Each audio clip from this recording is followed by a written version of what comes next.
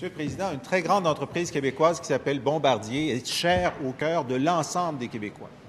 Dans un grand nombre de cas, nous avons été heureux de voir Bombardier rayonner dans le monde entier. Et nous nous en sentions propriétaires avant même que le premier ministre décide d'y investir 1,3 milliard de dollars. Et c'est donc parce qu'une décision inexplicable et inacceptable d'augmenter la rémunération de près de 50 % à un moment où il y a eu 5 000 emplois sacrifiés et au moment où l'entreprise est toujours en difficulté, que nous nous attendions du premier ministre qu'il dise aux dirigeants de Bombardier que leur décision était mauvaise et qu'ils devaient l'annuler. Pourquoi le premier ministre, lorsqu'il a parlé aux dirigeants de Bombardier, n'a-t-il pas simplement relayé l'opinion de l'immense majorité des Québécois en disant que ces augmentations nuisaient à la réputation de Bombardier, nuisaient à l'attachement que les Québécois ont pour Bombardier et que la seule solution possible était de faire comme le président Pierre Beaudoin qui venait de renoncer à son augmentation et de faire de ce renoncement la décision de l'ensemble? Pourquoi le premier ministre n'a-t-il pas ainsi relayé la volonté des Québécois? Monsieur le Premier ministre. Monsieur le Président, je suis en accord avec une bonne partie de l'intervention de mon collègue, bien sûr pas toute, comme on peut le soupçonner, mais effectivement, il y a un lien de fierté qui unit les Québécois à Bombardier depuis bien des années. On est très fiers lorsqu'on voit leurs trains vendus à l'autre bout du monde, lorsqu'on voit leurs avions porter les couleurs des autres compagnies aériennes dans le monde entier.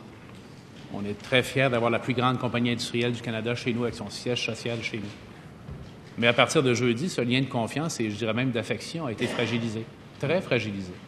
Ce qui nous rappelle qu'une grande entreprise, quelle qu'elle soit, ne peut jamais perdre le contact avec son environnement social, la communauté qui l'a vu naître et la communauté qui la soutient encore aujourd'hui. Et on va continuer à soutenir l'entreprise.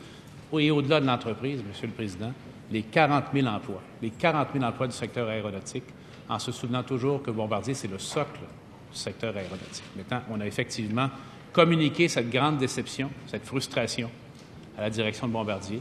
Ils avaient déjà posé un geste qui n'était pas suffisant. Le deuxième geste l'est. Pourquoi l'est-il? Parce que les augmentations qui ont été annoncées ne seront versées que si et seulement si l'entreprise accroît ses activités, par exemple, passe son chiffre d'affaires de 16 à 25 milliards. Et si ça arrive, tout le monde est gagnant. Plus d'argent qui rentre dans Bombardier, plus d'impôts pour payer nos services publics, plus d'avions vendus, fabriqués, plus d'emplois chez nous. Et bien sûr, l'investissement, et non pas la subvention, l'investissement que le gouvernement du Québec a fait, devient rentable. Donc, si ce n'est pas rentable pour les Québécois, il n'y aura pas d'augmentation pour les dirigeants. Ça a été bien expliqué. C'était la chose qu'il fallait faire. Moi, je souhaite maintenant que Bombardier atteigne ses objectifs. Je souhaite qu'ils atteignent leurs objectifs. On va les appuyer pour ça, Monsieur le Président.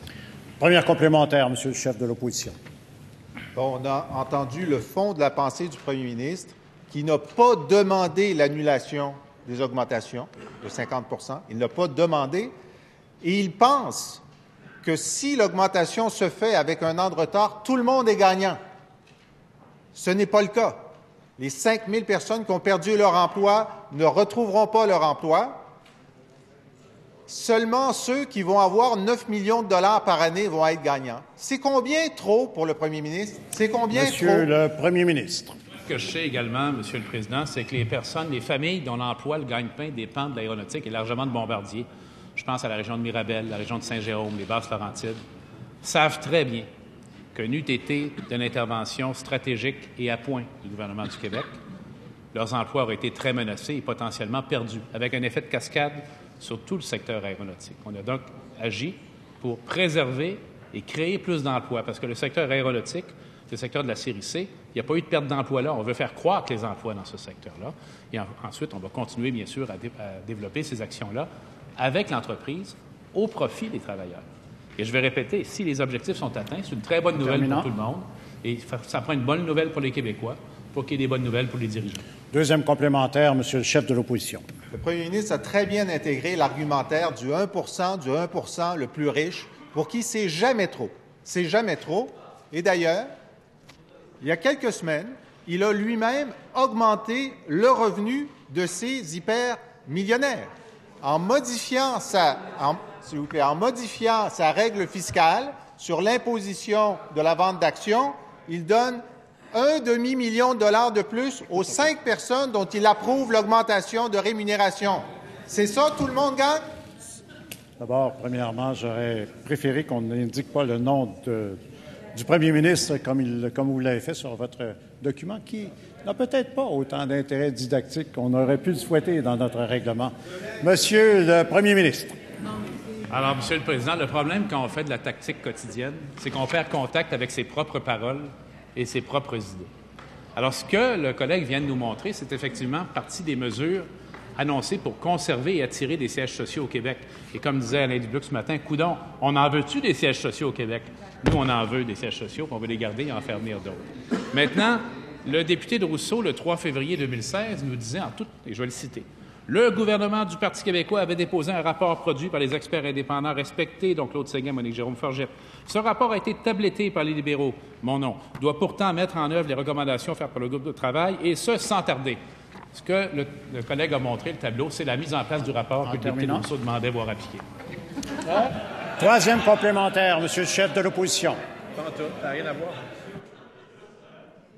Alors, évidemment, le premier ministre est mal informé. Lors de la réception du rapport, nous avions spécifiquement dit que cette recommandation n'était pas acceptable. C'est la seule qui a pris.